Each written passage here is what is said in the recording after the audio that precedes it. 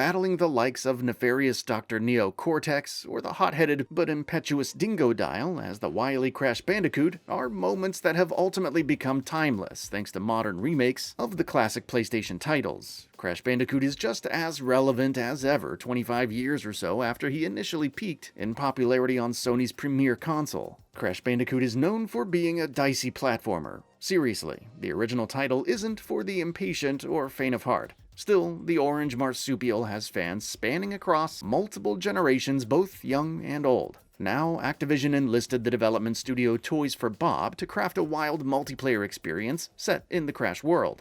Crash Team Rumble is the result of their efforts. The real question, however, is whether it's fun and engaging enough to pull in players for extended play. Before we delve into the nitty-gritty, it's important to note that I was provided a PS5 copy of the title. However, the game is also available on the PS4, Xbox One, and Xbox Series.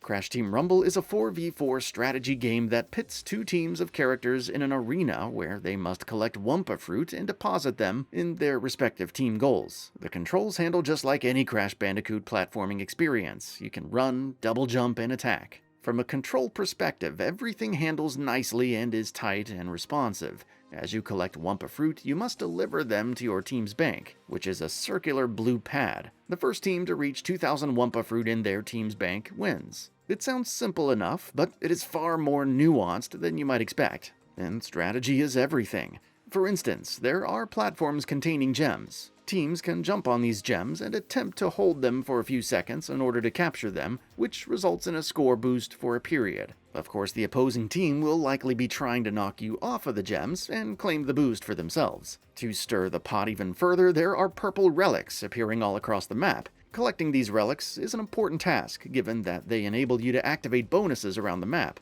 There are several minor relic stations that may require 8 relics to be deposited to activate. Their results might include effects such as enabling your team access to spiky rollerballs or rocket-boosted jumps. Ally Sandstorm. Enemy team boosted.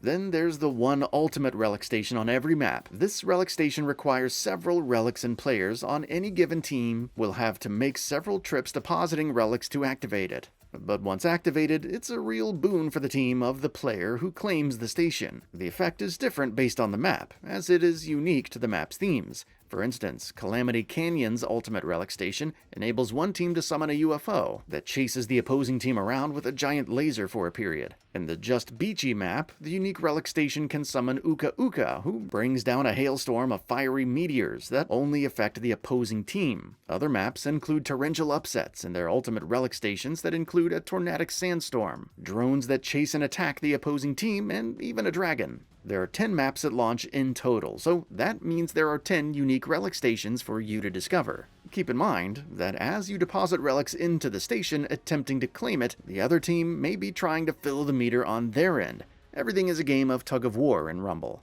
Because the game demands that you be quick and decisive with your actions, whether you collect Wumpa Fruit or go on the offense, by creating upsets in the match with relics, there's plenty of engagement here, and the competitive thrill is top-notch. Speaking of competition, collecting fruit is hardly your only motive here. Stopping the other team from scoring is equally just as important. This is where the rumble aspect of the title comes into play. If a player's life bar is depleted from being attacked, they will respawn, but they lose all the Wumpa Fruit and relics they were carrying. There are even specific classes of characters designed for different aspects of the game. Crash, Tawna, and Catbat are all considered scorers. They move quickly and can hold a higher maximum of Wumpa Fruit than the other characters. Dingodile, Dr. Embryo, and Entropy are all blockers. They have brute strength and attacks that enable them to go to an enemy's bank and be a royal pain for any opposition attempting to deposit fruit. Then there's Coco and Dr. Neo Cortex, who specialize in supporting the team. They're known as boosters. They are able to capture gems for score boosts quicker and snag more relics for those game-changing relic stations. Despite the fact that these characters are designed for specific roles, they can still score, block, or retrieve boosts like all the rest. Your selected character just might not be as efficient as the other tasks other than the one designed for them. Each character also has their own attack patterns. Just because Crash and Tawna are both scorers, that doesn't mean they do the exact same attacks. Toys for Bob ensured that each character is unique in their individual performances and abilities. Players will no doubt find their favorites and latch onto them. The characters do feel rather balanced from both an attack and movement perspective. Dingodile might be slow and plodding, but he packs a wallop of a tail whip. Where Crash lacks in strength, he makes up for it in speed. With that said, strategy comes into play right from the get-go before a match even begins. While in the lobby, it's important to even out the team. If you have a team full of Crashes, they might have an awfully hard time scoring if the other team employs the brute force of a character like Dingodile. Even though you might have a favorite character, it may not always be the best choice given what the rest of the team has selected. Aside from the character, you also have the opportunity to select a power. This power is separate from the character and it charges up throughout the match. The quickest way to charge your power is to perform the task your particular character class is assigned. For instance, if you are Crash, a scorer, collecting Wumpa Fruit and scoring will speed up the charge on your power. So what powers can you select from, you might ask? Well, you can summon a flytrap plant that spits at enemies within range, or you can bring down a locker that heals you or your teammates within a certain radius. Based on my experience, a current fan favorite seems to be the Gasmoxian Guard. Players with this power can summon this beast to induce shock attacks in a contained area. Popular strategies are to plant this beast on enemy banks, so Guard inherently blocks the other team from scoring for a short period. Additionally, you can plant him on your own bank to keep enemy players from jumping on to block you from scoring. Or maybe both teams are extremely close to depositing enough relics in the ultimate relic station that you wish to close the deal by placing your guard on this station, keeping enemy players off of it for a period while you obtain the remaining relics you need. There are many ways to strategize, even the use of one simple power.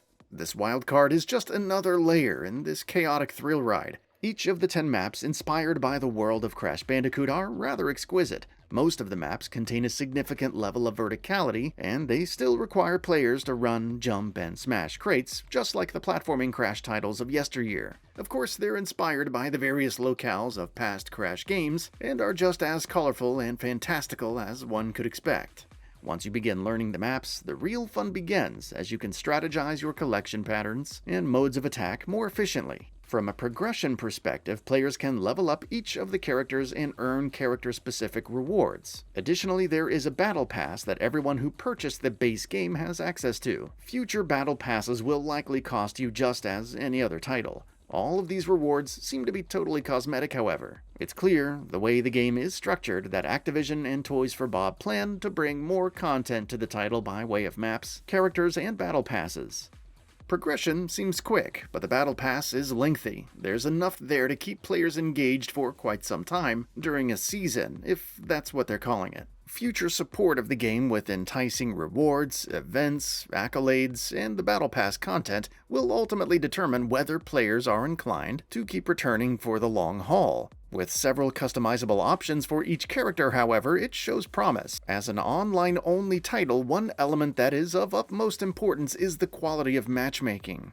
Rumble keeps things simple. At the main menu, you either select to play online or start up a private match. Selecting the former instantly puts you into matchmaking for the game's one and only mode. In my experience, matchmaking has been rather quick with no hiccups. I've always been placed in a match with full teams within a matter of seconds. For what the game is, a singular mode, the matchmaking is quick and efficient. With all that said, Crash Team Rumble is fun and far more engaging than a game with this premise has any right to be. If you would have explained the basis of this game to me a year ago, I would have scoffed at the idea that this could be engaging and successful, but alas, I'm genuinely surprised at how much fun there is to be had. There's a real competitive edge to the gameplay that hooks me match after match. The only true complaint is that the game still feels like it's lacking content. This mostly boils down to the game mode offering. The one and only game type is solid and fun, but a little more diversity as far as game modes, events, or even slight adjustments to the current mode would go a long way. For instance, a mode totally focused on controlling relics and assaulting the other team might be a fun twist that shakes things up a bit.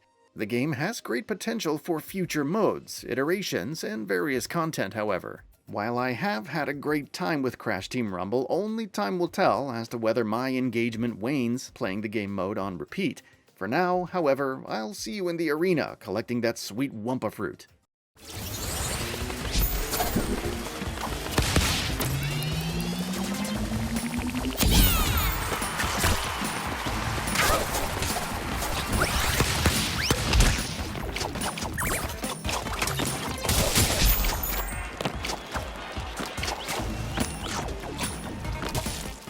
If you're a fan of Crash Bandicoot, then you might owe it to yourself to consider giving Crash Team Rumble an old college try. The platforming you love from the series is ever present, but mixed in with a healthy dose of competitive multiplayer action. With several maps, powers, relic summons, and all manner of chaos at your disposal, Rumble is thrilling, fun, and engaging. However, it does put all of its eggs into one basket with its solid but sole game mode.